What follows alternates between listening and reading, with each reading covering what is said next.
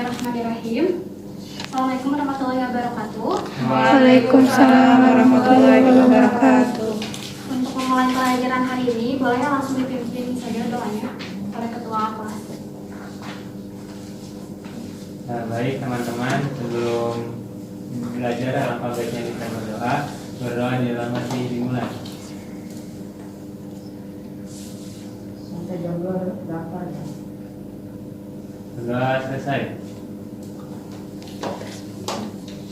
Bagaimana? Walaupun kita sekarang belajar di jam terakhir, kita harus tetap semangat ya anak-anak. Baik Ibu. Nah, sebelum kita memulai pelajaran juga, tolong dipastikan ya kanan kirinya agar rapi dan bersih. Baik, satu Ibu Abdan ya. Kelvin, Hadir. kemudian dia, Hadir. Desi, Hadir, Bu. Atia, Hadir, Bu. Deolia, Hadir. Destiani, Hadir Bu. Devi. Hadir. Alhamdulillah ya semuanya hadir. Baik, pada pertemuan minggu lalu kita telah belajar asas kekekalan energi. Apakah ada yang mau mencoba apa itu asas kekekalan energi? Baik, silakan ya. Asas kekekalan energi itu isinya energi tidak dapat diciptakan dan juga tidak dapat dimusnahkan. Baik, terima kasih. Apakah ada yang menambahkan lagi? Saya Bu. Ya, silakan Kelvin. Jadi energi itu tidak dapat dimusnahkan dan tidak dapat pula diciptakan, tapi energi dapat diubah ke dalam bentuk lain Bu. Baik, benar sekali ya. Oke, kalau gitu sekarang Ibu pengen bertanya, apakah kolor itu termasuk ke dalam energi? Termasuk Bu. Oke, nah pertanyaan selanjutnya, apakah kalian pernah camping, kemudian pada saat kalian camping, kalian membuat api unggun? Nah, apa yang dirasakan oleh tubuh kalian ketika kalian dekat dengan api unggun tersebut? Hangat Bu. Nah, benar ya, tubuh kita menjadi terasa hangat. Mengapa hal itu dapat terjadi? Apakah ada yang tahu? Karena ada api Bu. Iya ya, jawabannya beragam. Nah, agar kalian yakin dengan jawaban kalian, kita bahas dulu materinya, kemudian kita akan jawab kembali di akhir pelajaran. Nah, untuk pelajaran sekarang, Ibu akan memberikan LKS kepada kalian yang harus dikerjakan secara berkelompok. Untuk kelompoknya sama dengan pertemuan minggu lalu ya.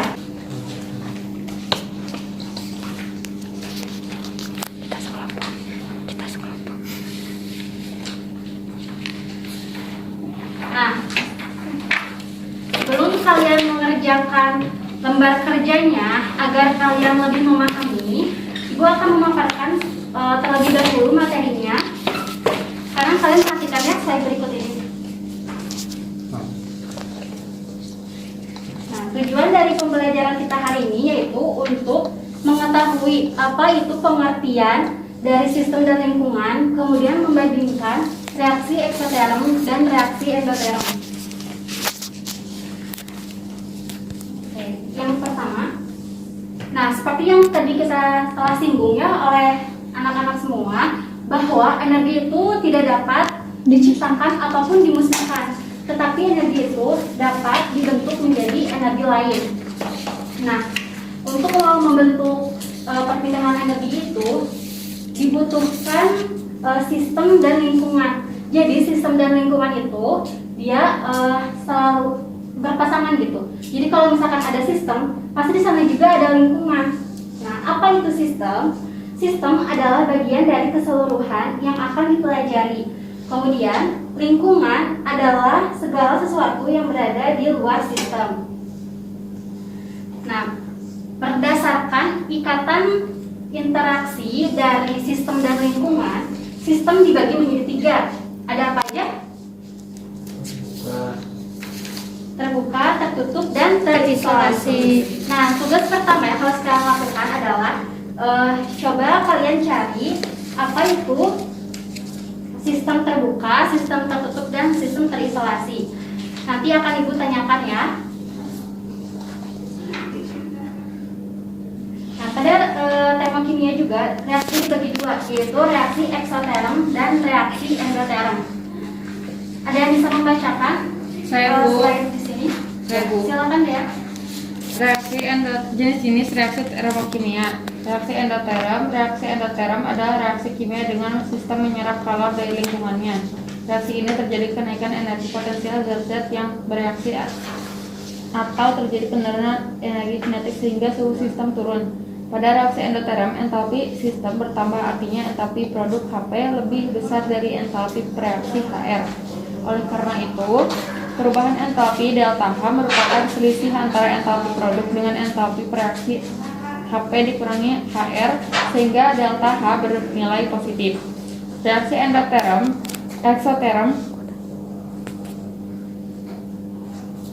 Silakan teruskan. Reaksi eksoterm adalah reaksi kimia dengan sistem melepaskan kalor ke lingkungannya. Pada reaksi eksoterm, suhu campuran reaksi akan naik dan energi potensial dari zat-zat kimia yang bersangkutan akan turun. Selanjutnya, sistem melepaskan kalor ke lingkungannya. Pada reaksi eksoterm, entalpi sistem berkurang, artinya entalpi produk lebih kecil dari entalpi reaksi. Oleh karena itu, perubahan entalpinya delta H merupakan selisih antara entalpi reaksi dengan entalpi produk Hr dikurangi Hp sehingga delta H-nya bernilai positif. Oke, terima kasih Ida Aulia yang sudah membacakan. Nah, sekarang coba kalian perhatikan di sini. Jadi pada diagram energi pada reaksi eksoterm dan endoterm itu, jika energinya naik, maka dia itu akan semakin tinggi. Nah, kemudian pada reaksi eksoterm ini, energi awalnya itu lebih tinggi daripada energi pada hasil reaksinya. Maka perbandingan dari energi awal dengan energi di akhir ini disebut dengan delta H. Karena pada reaksi eksoterm ini dia mengeluarkan energi atau melepaskan energi, maka delta H-nya bernilai negatif. Sedangkan untuk grafik yang bukit ini, dia itu merupakan energi aktivitas. Nah, sama juga dengan endoterm. Nah, pada endoterm, energinya itu, energi awalnya ini lebih rendah daripada energi di akhir, sehingga delta H-nya itu positif.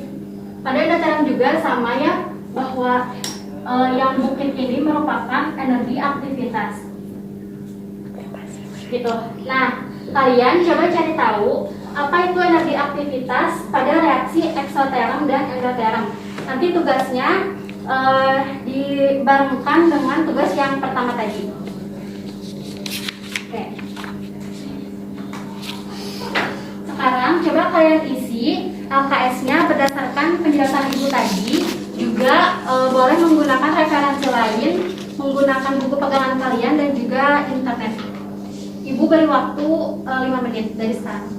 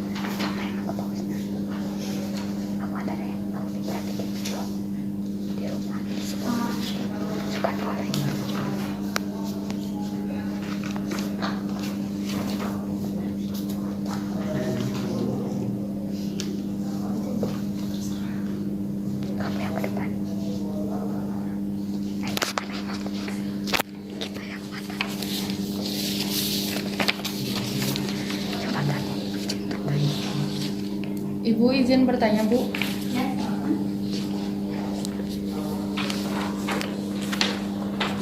Ini kelompok yang ini yang mana, Bu?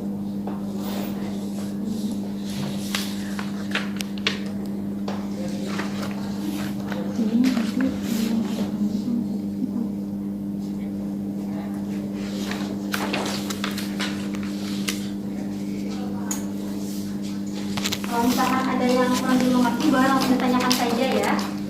Bu.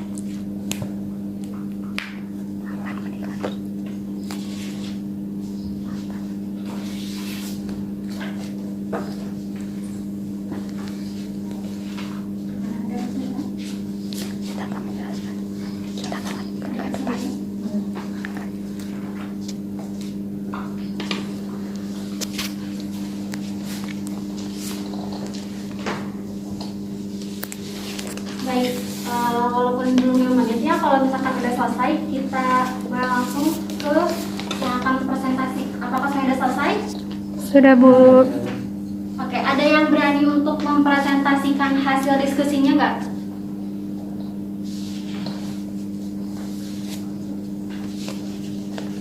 Ada yang berani kelompoknya? Silakan dia ke depan untuk presentasikan hasil diskusinya.